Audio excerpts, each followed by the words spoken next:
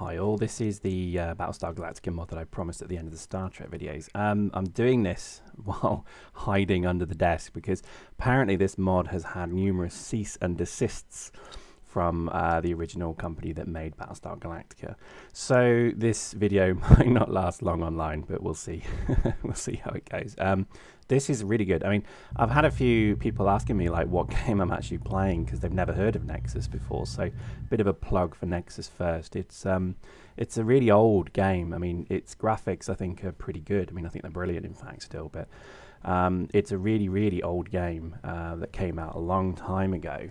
And I think it got a very poor score. I mean, it didn't do very well in the reviews, and I think just generally it just kind of flopped. But I really think it's probably one of the best space games I think you can find. Reason being is that there's not enough games out there that give the ships weight. And what I mean by that is you've got like, a mile long, well, probably more, a couple of miles long ship made of metal.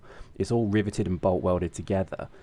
In theory, it's going to be doing jumps and hot drops and stuff like that. So, there's no reason why these things wouldn't be like a flying brick. So I never understand. I mean, I play a lot of Eve and other games where, as soon as your shields are down, okay, you're going to die.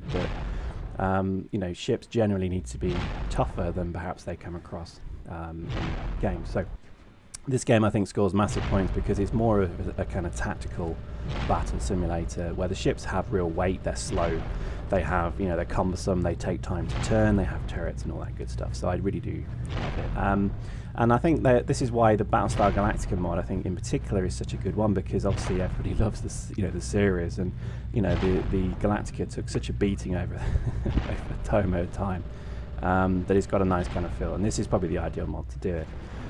Just to kind of give a bit of a shout out actually, if you're watching this video, please go and have a look at Nexus 2 as well. I know it's a Kickstarter that's really trying to get off the ground. I don't know if they're going to do it, I really hope they do.